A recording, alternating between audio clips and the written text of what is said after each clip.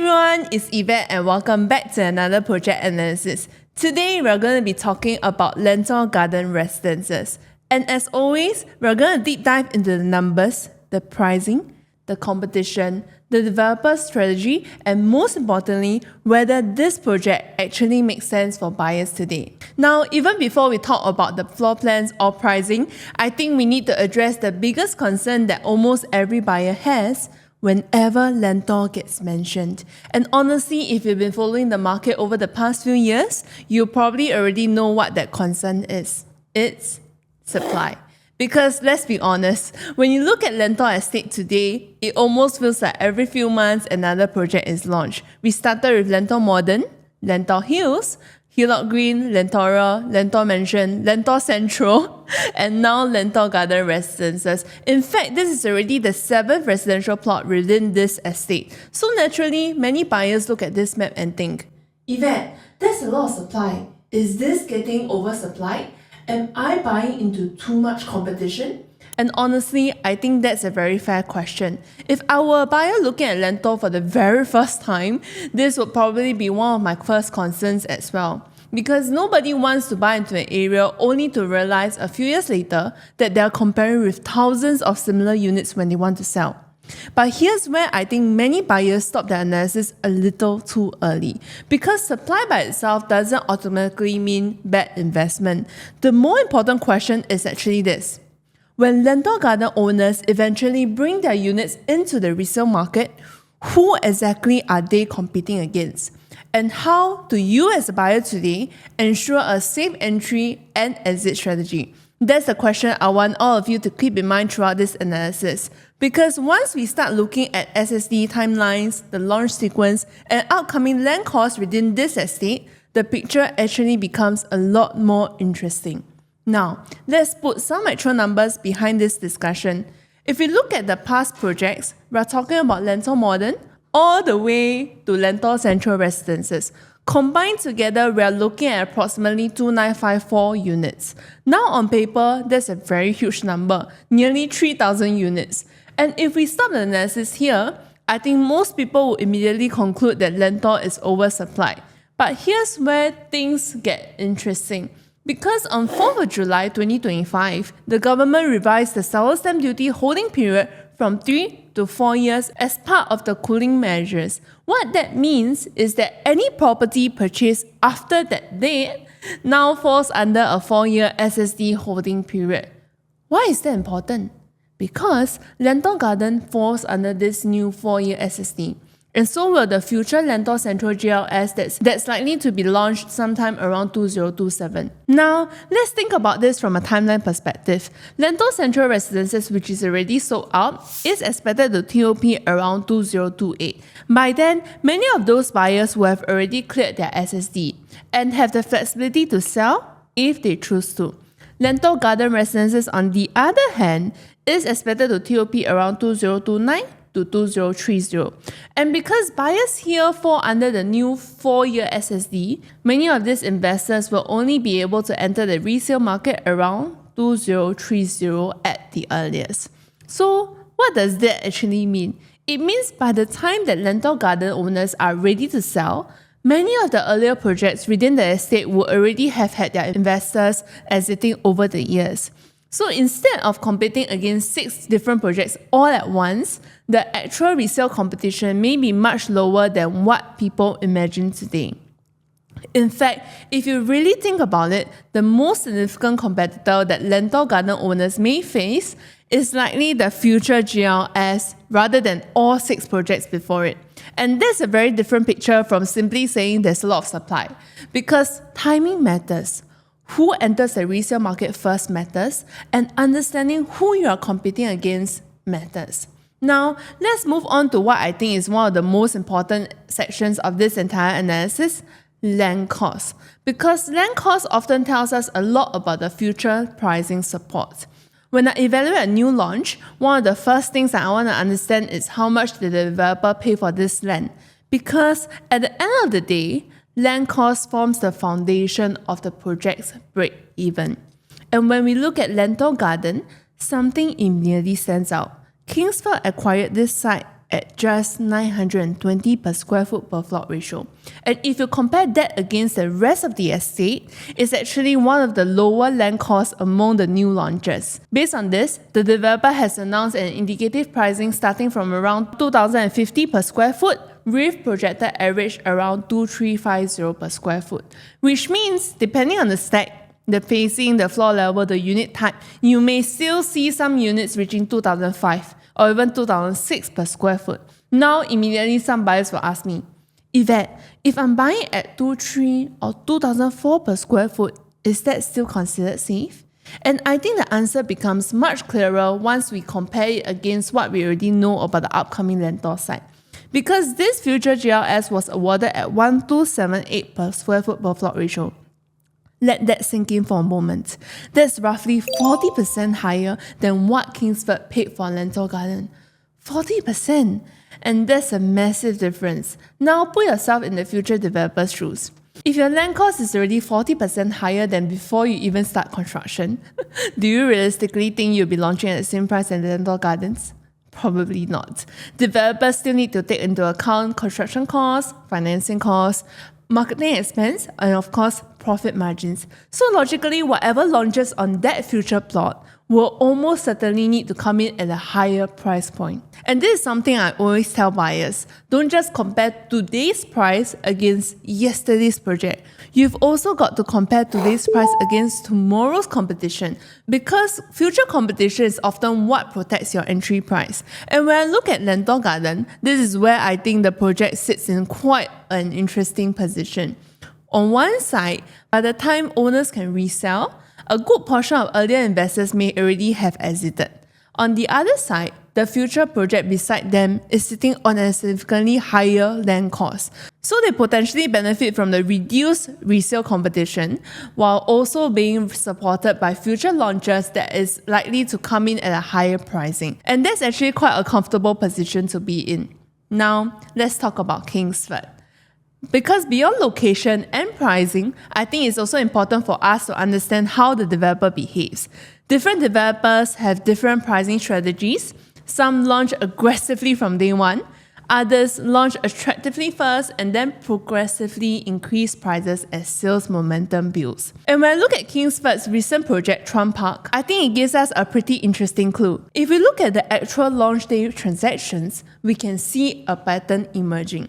For example, this 2-bedroom buyer who secured an earlier queue purchased a higher floor at around 2,627 per square foot.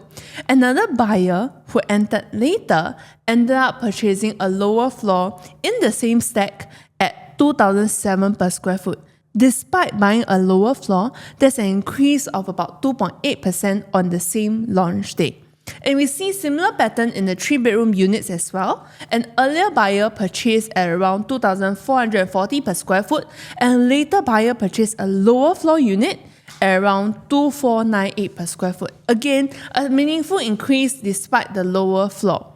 So what does this tell us? It suggests that Kingsford may adopt a strategy where they start with relatively attractive entry pricing, generate momentum, and then progressively push prices upwards as demand builds. Now, I'm not saying they'll definitely do the exact same thing as Lentor Garden. Nobody can guarantee that. But if Chuan Park is any indication, I think buyers should at least be aware of this possibility. Because if the same playbook is to be applied here, queue number becomes very important. Being prepared before booking day becomes very important. And also getting in earlier could potentially make a significant difference to your entry price. But here's something even more interesting. What we look at so far is only the launch day pricing. What happened after launch? Did Kingsford continue increasing prices? The answer appears to be yes. If we compare the transactions at Chuan Park, we can see that units sold significantly higher than after launch. One example over here is the 3-bedroom unit that transacted at 2,587 per square foot during launch, and then 1.5 years later in May 2026 just happened. A lower floor level same stack transacted at 2,730 per square foot, and that's around a 5.5% increase despite being on a lower floor. And when we zoom out further, The lowest per square foot transacted is actually 2269 per square foot, while the highest recorded per square foot has already reached 2793. That's a difference of more than 500 per square foot within the same project. To me, that's huge, because what it shows is that Kingsford doesn't just adjust pricing during launch weekend, they appear willing to continue pushing prices upwards towards subsequent sales phases as well. And if Lentor Garden were to follow a similar trajectory, then the earlier buyers could potentially enjoy a good pricing advantage. Now, let's bring everything together. When we estimate break-even prices, Lentor Garden sits at approximately 1894 per square foot, and the future Lentor Central, the break-even price, sits closer to 2379 per square foot. That's already a difference of about 500 per square foot before any profit margin is added. And remember, developers don't sell at break-even, they need their margins.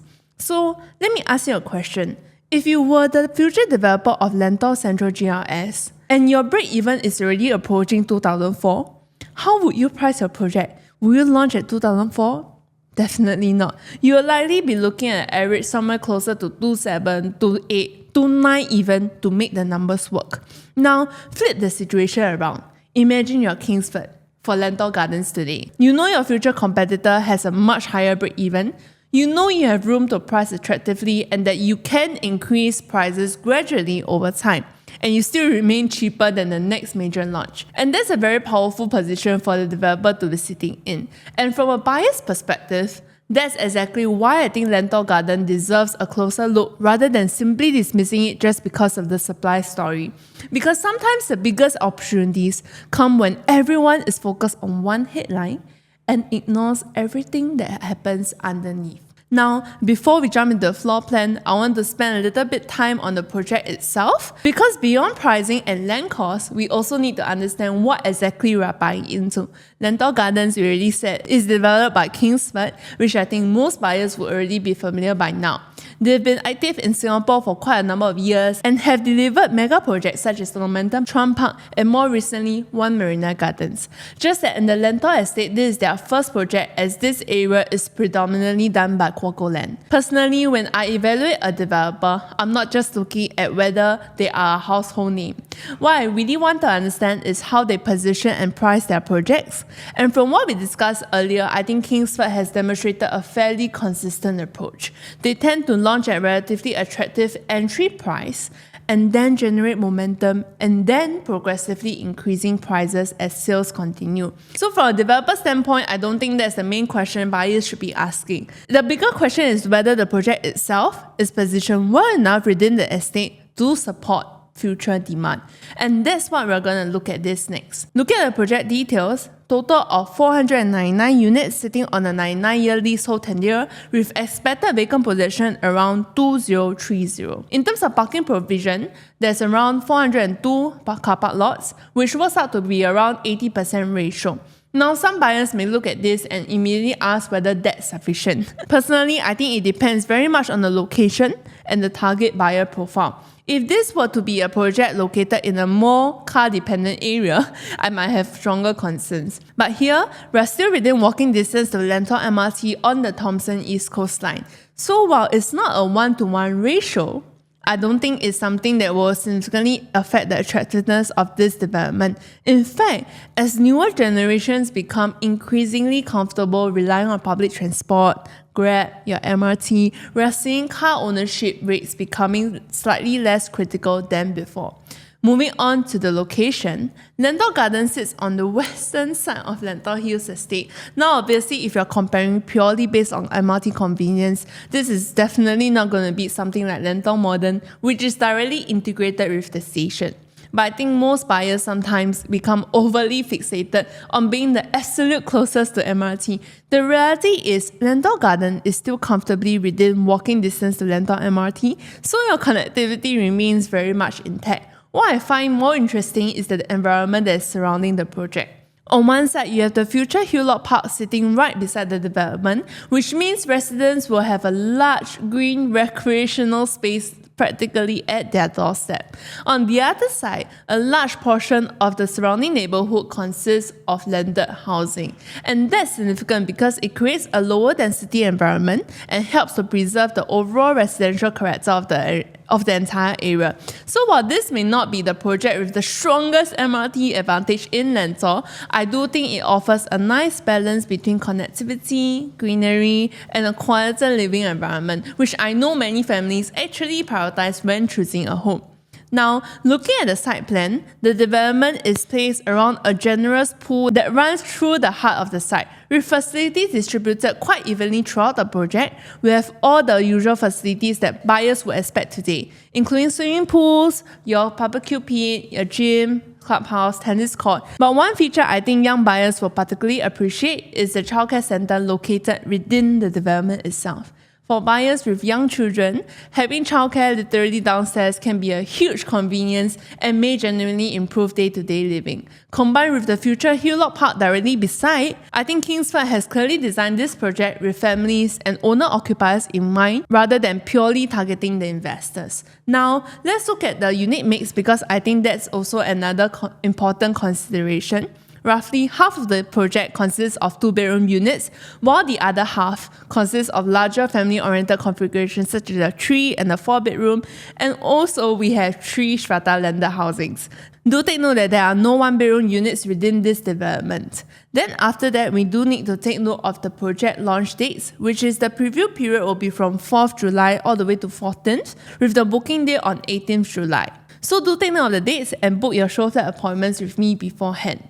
Now, before we move to the layouts, feel free to like and subscribe to my channel. If you find such topics beneficial for you or you know of any friends or family who may benefit from such content, feel free to share this video across as well. Now, moving on to the 2-bedroom layouts, let's start with the smallest configuration, which is the P1 at 646 square feet.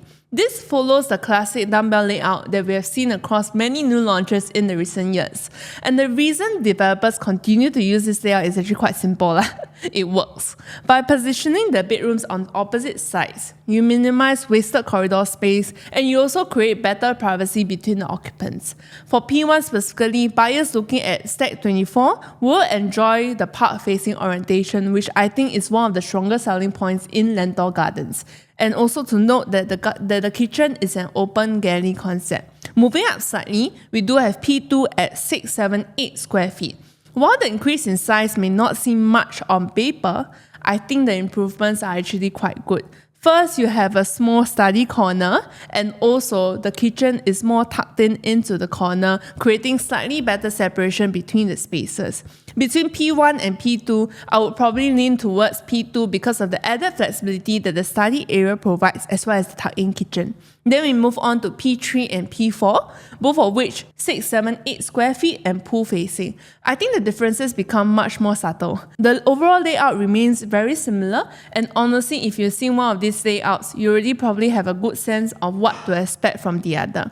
What I do notice is that P3 appears to have slightly more flexibility in terms of their storage space. Whether you're planning to have a full height through cabinet, additional storage, every bit of usable wall space counts. So while both layouts are broadly comparable, I think P3 may offer slightly more flexibility from a renovation standpoint. Now, let's zoom out for a moment and compare these 2-bedroom units against the rest of the Lentor estate. Because honestly, I think some buyers spend too much time comparing minor layout difference while overlooking the bigger picture. Because when you compare Lentor Gardens against the other projects, do take note that these 3 latter are pre-harmonized. The 2-bedroom products in general are actually quite similar. To me, the more important question isn't the layout. It is what price are you entering at today?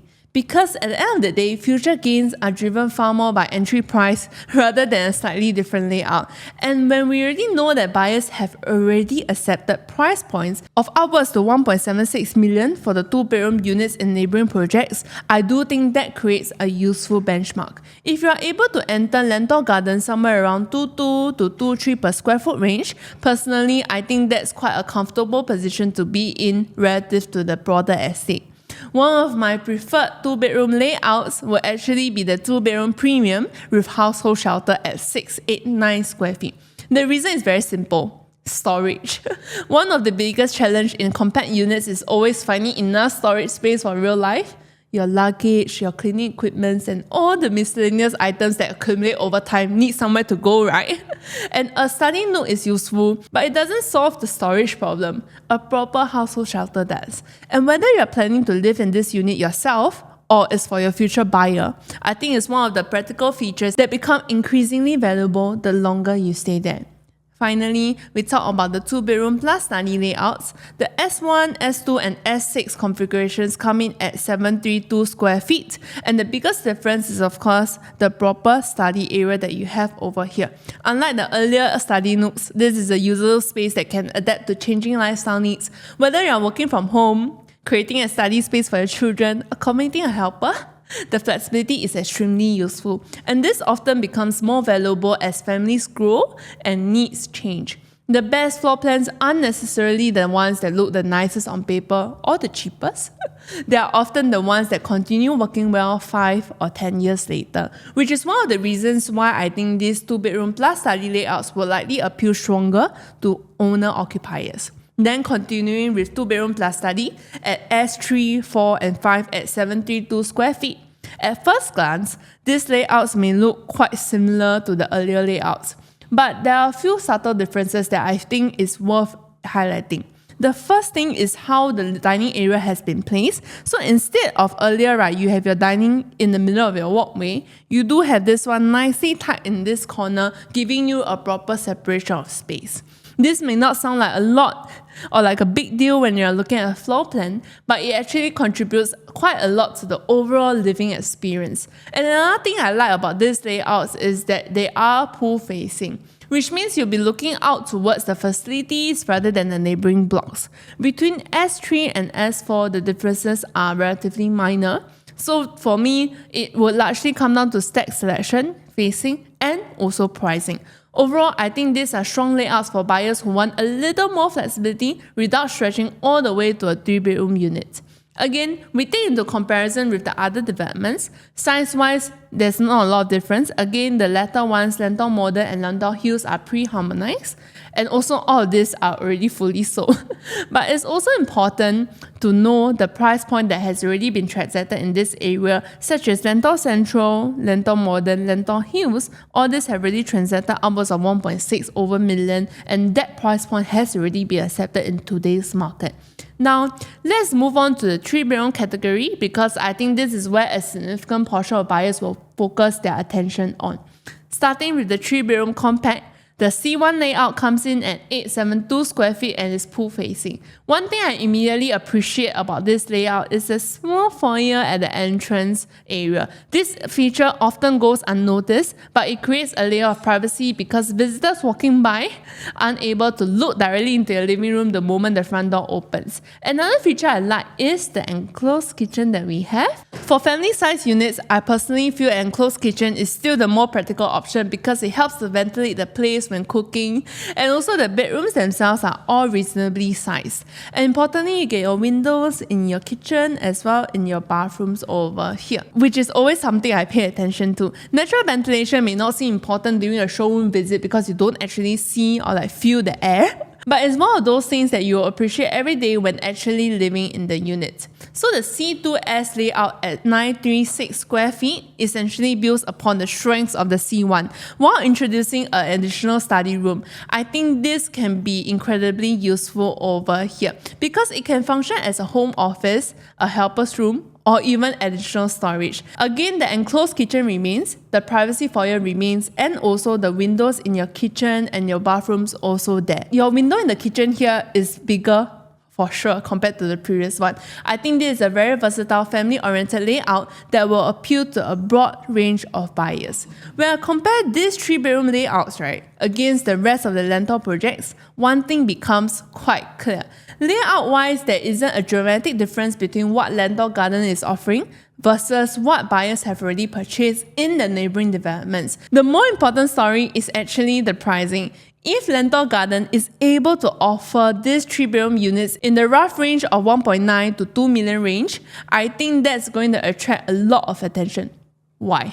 Because in today's market, finding a brand new 3-bedroom condo around the 2 million mark is becoming increasingly difficult. And when we already know that buyers within the Lentor estate have already accepted pricing from 2.15 to 2.26, that creates a degree of pricing support. So whether you are buying for own stay or investment, I do think this segment has the potential to become one of the more popular categories within this project.